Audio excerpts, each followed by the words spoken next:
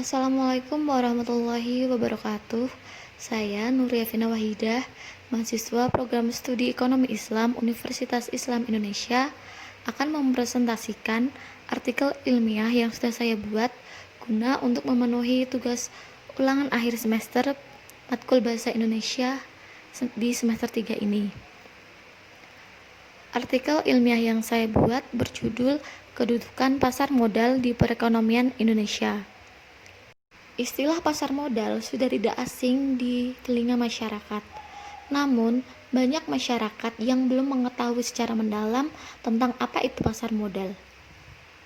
Pasar modal secara umum merupakan salah satu alternatif untuk investasi dengan menyajikan beragam pilihan.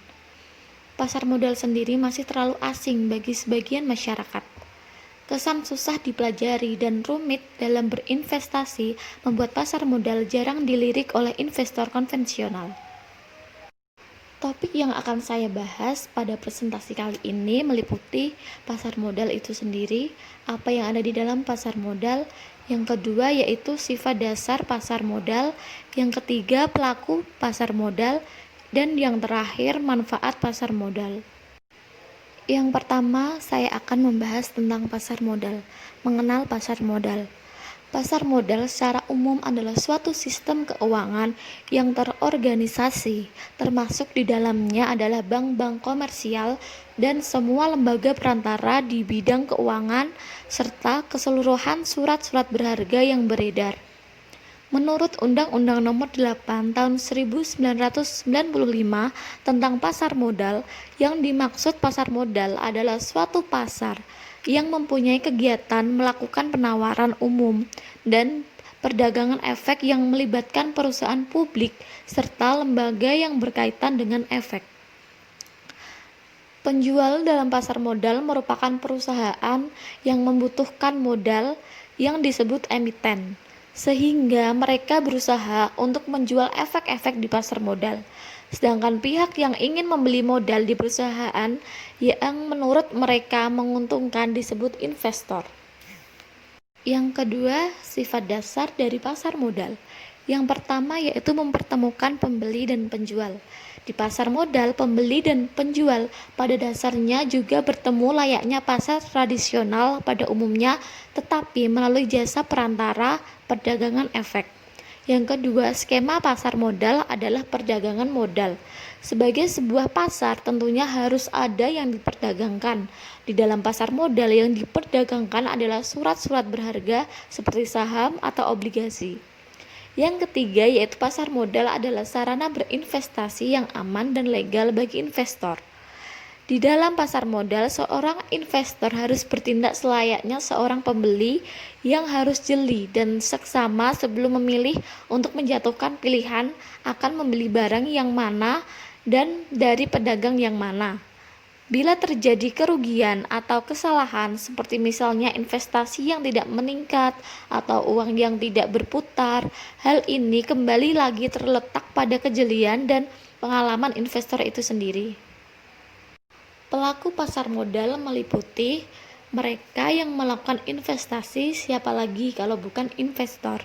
Yang kedua, penjual harus ada istilahnya adalah emiten.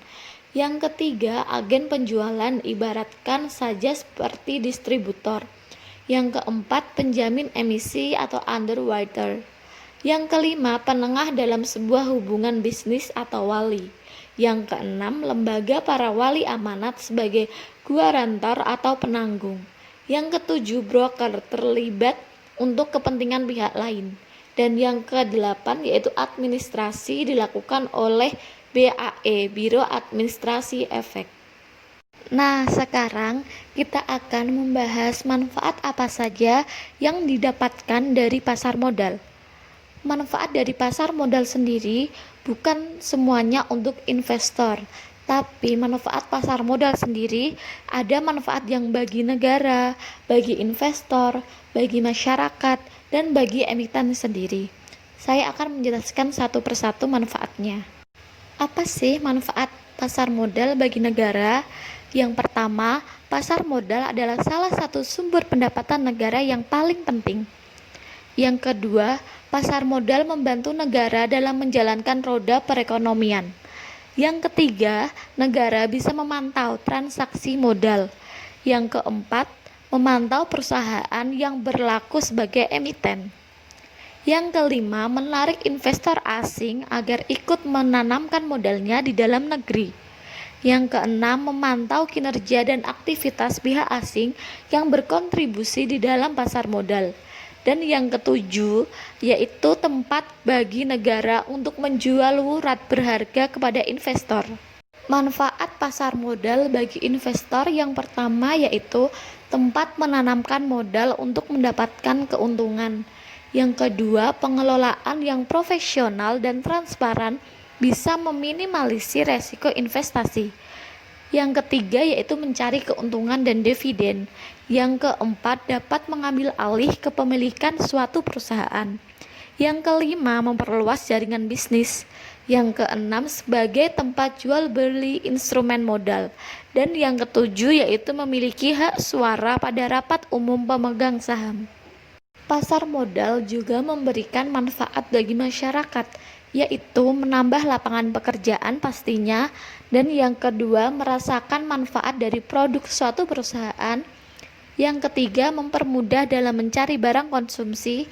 Yang keempat, membuka kesempatan bagi masyarakat untuk berinvestasi. Manfaat pasar modal bagi emiten yang pertama yaitu sarana dalam mencari dana segar.